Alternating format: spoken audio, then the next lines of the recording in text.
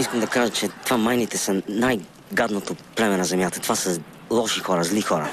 Някой ще ме пита какво са ми направили майните. Много неща са ми направили. Значи аз добро от майна не съм видял. Сега, ето вчера тръгнал за Пловдив да си търсим каренце за голфчето. Защо трябваше да го търсим в Пловдив? До сега не мога да си отговорим на този въпрос. И вече още не съм излезнал от София и на караулката ме спират. Добър ден, ваши документи за проверка, давам си документите. За къде пътувате? За Пловдив. Викам, що казах за Пловдив, бе? Що не казах за Панагюрище да бях казал, бе? За кой ще друг град да бях казал, нямаше ме питате. Обаче, понеже си за Пловдив и веднага, като си за Пловдив, ще кажа за 200. Викам, ви само човек, защото си пич, ще ти кажа. Викам, аз и за Перник да си бях ходил, пак с 200 ще да карам. Дори за Перник, като ходим, карам с 230, защото съм си направил някои корекции по двигателя и изпилил съм там някои неща. Обаче той се оказа майна, неразбран човек, лош, и ми написа акт. И аз стиснах зъби, влезнах в колата и на място направих 230 км в час и пуснах амбряжи и свърчах като ракета. Пускам радиото, не мога да си намерим място от нерви. Той няма, защото съм махнал седалките да ми е по-лека колата. И тръгвам, пускам радио, да слушам малко музика и попаднах на Пловдивско радио. И няма музика, 30 минути няма музика, само новини, те лоши, гадни новини. Казват, вика, дигнали долара спрямо еврото с 3 пункта. Викам, майни мръсни. Що бе, що го правите това, бе? Не стига, че видвам в тъпия град. Ще ми качвате и долара спрямо еврото с 3 пункта. Вие нормални ли сте, бе? Вие сте нещастници, бе. Алчни хора сте вие. Зли хора, бе. И се разтреперих. Сърцето ми забумка. Кръвно качих. И точно малко да се осаферим.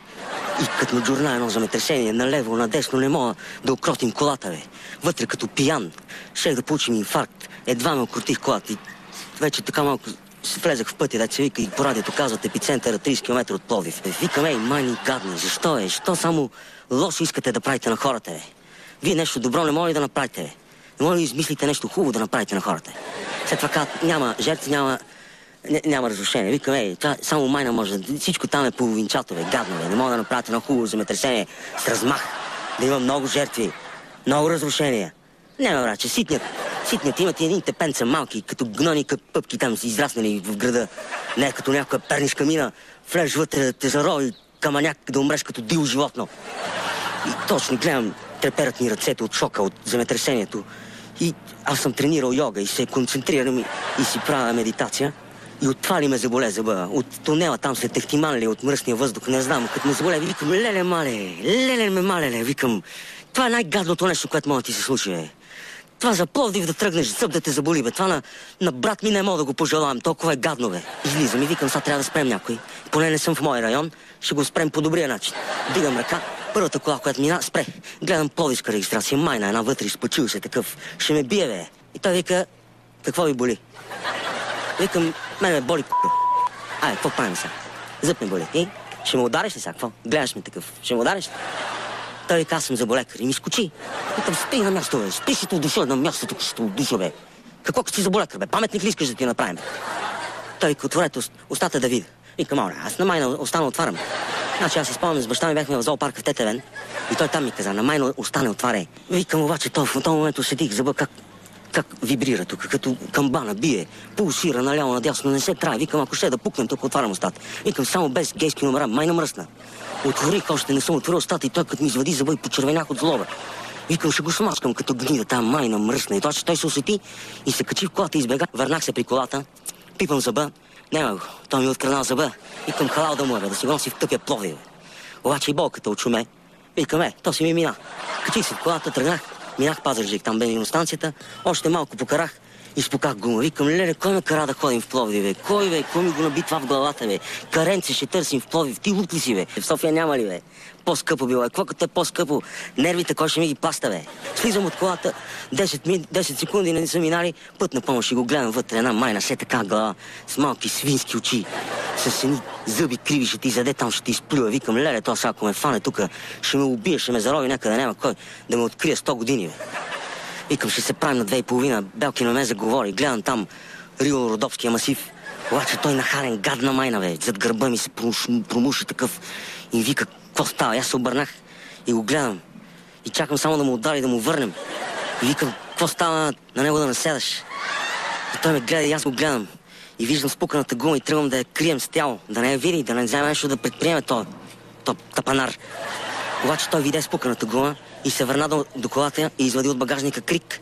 Аз съм без оръжие. И отстъпих 2 крачки назад. И той клекна. И почна да маха болтовете. И аз гледам един хубав остър камък. И викам, сега да го фанем този камък, му го забучим в тъпата тимберица, да умре тук като куче да го убием. Обаче викам, ще дадат още 100. Викам, и с тех ще се оправим. Ма ще дадат още 1000. И тогава се сетих. Бехме с баща ми в Гоце Делчев, в зоопарка. И той там ми каза, вика, майните са като хлебарки. Нощно време, вика, като си сложиш главата на пода и можеш да чуеш как пъплят. Пъплят по цяла България наглите майни. И викам, нека да си оправя гумата, обаче не мога да стоим така. Отидох и му източих 10 литра бензин, да не останем по-назад. В една тубичка сложих в багажника, той оправи гумата, качих се в колата, казах му, нямам пари, брат, и си тръгнах. И вече точно влизам в Пловдив и ми звъни телефона. Отварям жена ми, викам, какво ма, мръсна, какво искаш, бе? Вие на ут ме направихте, бе. И тя вика, искам да се разделям с тебе. Викам, що ма, кажи, бе, ти 2 хубави причини ми дай, бе, що, бе? Тя вика, защото си тъп и ти мириш краката, намериш и друг. Викам, откъде ма, мръсна, кажи, бе. Кажи да не дойдем, да ти смачкам главата, кажи, бе, откъде, бе. Очумен, вика. Викам, що ма, кажи, що не ми мълчи по телефона, ще дойдеш, ще ти люснем един шамар, ма. Защо очумен, що не от Пловдив, ма? И тя вика, що път трябва да отплови? Викам, защото те сега влизам в Пловдив, ето табелката, затова и затворих телефона, защото си нервих. Аз като се прибрах вечерта я бих, намерих един хубав кол отвънка и като подкусих краката и тя ми се сви, както и да е. Влезах в Пловдив, обиколих го целия, нямаше каренце.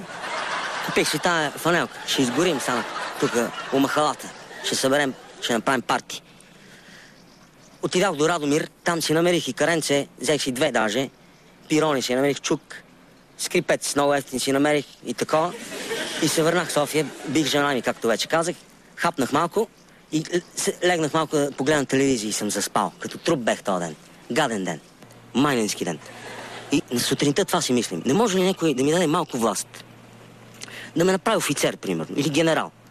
Да изкарам всички майни, да ги изтипосам там на стадиона, на националния стадион, с публика, да гледа всичко. Ма много, от чужбина ще поканим хора да гледат. Да съберем майните, да сложим вътре и арменци да сложим, и турци, и гърци, и румънци ще сложим, и макета ще сложим, и те са гадни, и бургазли, където се правят много тракани.